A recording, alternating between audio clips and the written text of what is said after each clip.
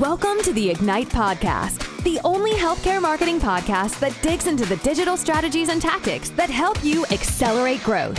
Each week, Cardinals experts explore innovative ways to build your digital presence and attract more patients. Buckle up for another episode of Ignite.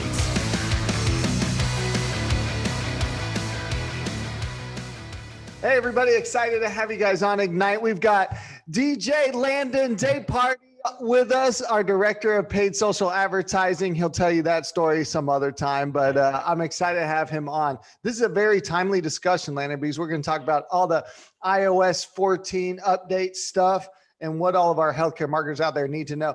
Where did this start? Like, what did Tim Cook and Zuckerberg don't like each other? Where did this come from? I think it really comes from Apple just wanting to be at the forefront of privacy. So I think it's really their first stance at really trying to be the better person when it comes to advertising.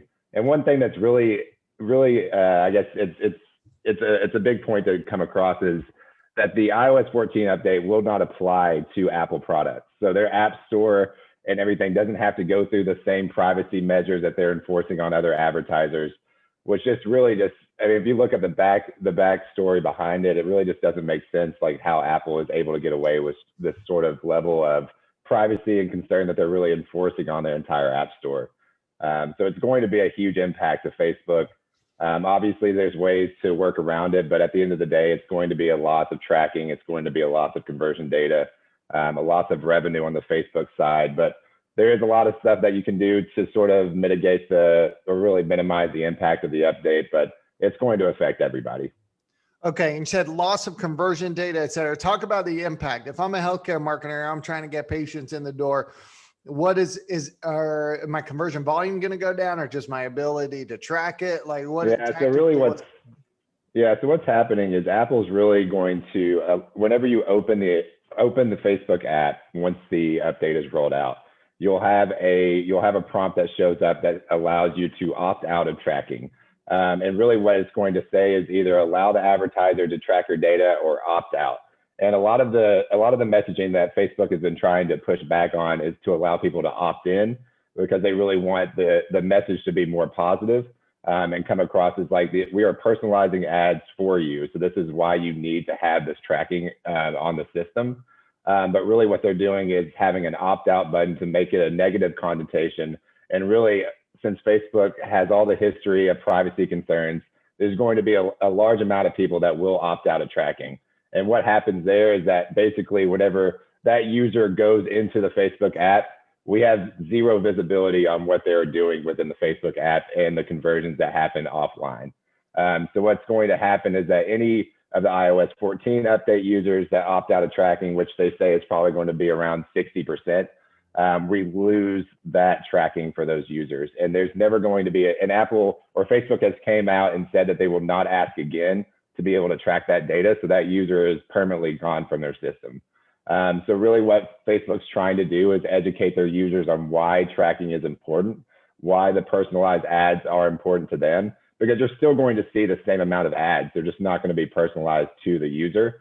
So really it's negative effect on the user experience for a lot of the users on Facebook. But really it's going to come across as just a huge loss of tracking for conversions that happen offside or offline of Facebook.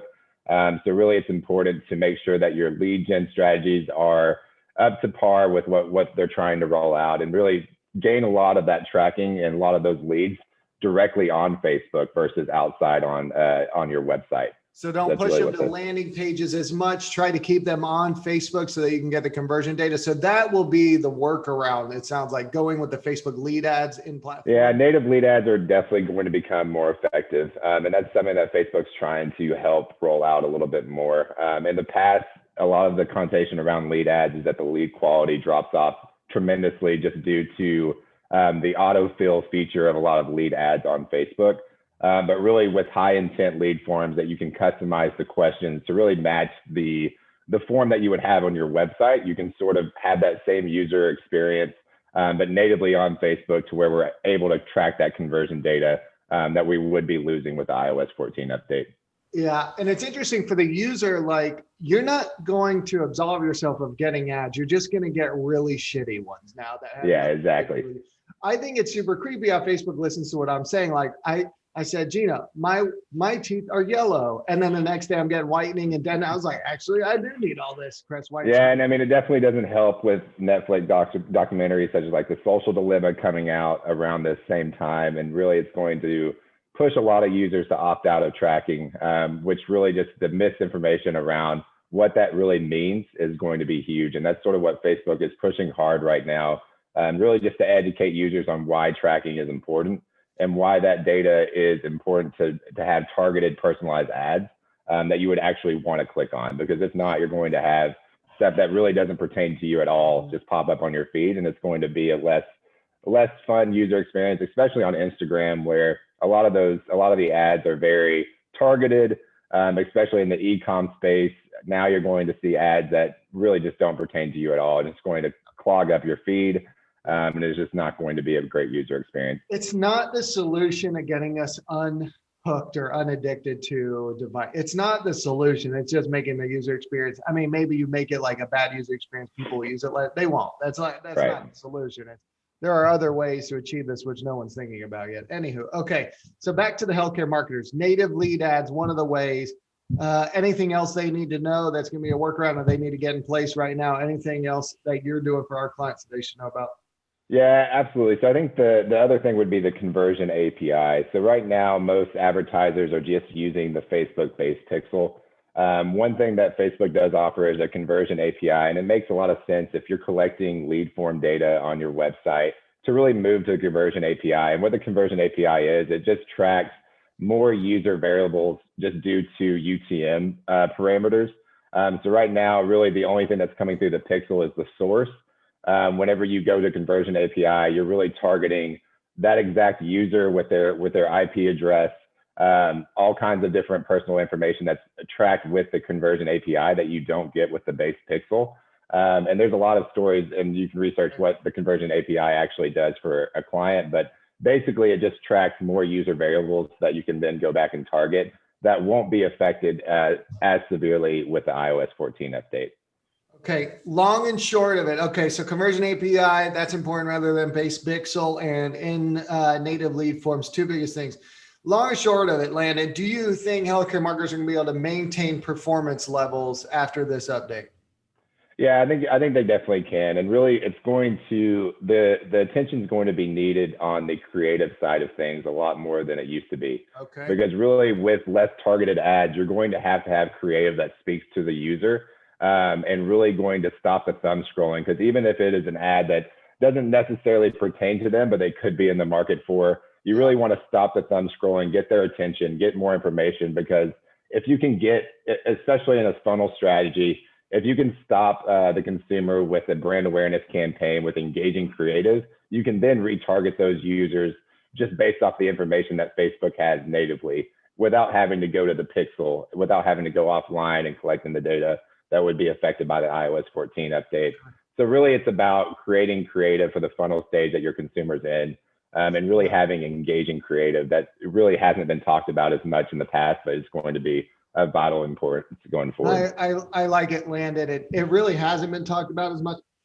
People come to us all the time and say, I want to run Facebook ads. We're like, okay, well, you're also going to need creative. Do you have in-house creative? No, can't you just get some stock images or stock video? We could have 3 years ago, sure, that would have worked. And now all your competitors are doing it and their shit is way better than yours. And so you almost need like a separate creative engagement now with that agency or in-house or whatever to make it really pop. So to stop from scrolling. Okay. Yeah, and one other thing, it's just Facebook, the way that Facebook sort of differentiates itself from Google is there's an added component to creative on Facebook that tracks user value. So user value, and what happens with user value is that Facebook looks at the ad quality. It looks at how the consumers have interacted with the ad before. If it's something that is going to come across in an ad language on the Facebook or on the particular user's feed, they want to make sure that the advertisements sort of blend into their organic feed as well as possible. That really plays a component on how much you're able to reach your consumer. Because really Google takes into account your bid and then your competitors. Really what adds into Facebook is that user value component, because they want to make sure that their users are enjoying their time on Facebook, And making sure that you have quality creative plays a big impact into how much you're able to reach and how much conversions you get from your campaigns. Okay. I got you. Almost like how Google evaluates dwell time, bounce rates, and stuff like that. Yeah. Make sure they're not serving shitty stuff up. Okay. They will find the workaround. There are several workarounds to this. Performance can stay high. Pay attention to your creative. Start getting it reworked now to be better than your competition. And life will go on. Just like every other algo update with Google or Facebook, life goes on and they can't beat the game. Advertising is so lucrative that these platforms figure a way through it every time. Absolutely. It's like in Jurassic Park. Life will find a way. Advertising will find a way. Every time. Landon, our director of paid social advertising here at Cardinal, thanks for joining, bud. Yeah, absolutely. Thanks for listening to this episode of Ignite. Interested in keeping up with the latest trends in healthcare marketing? Subscribe to our podcast and leave a rating and review. For more healthcare marketing tips, visit our blog at cardinaldigitalmarketing.com.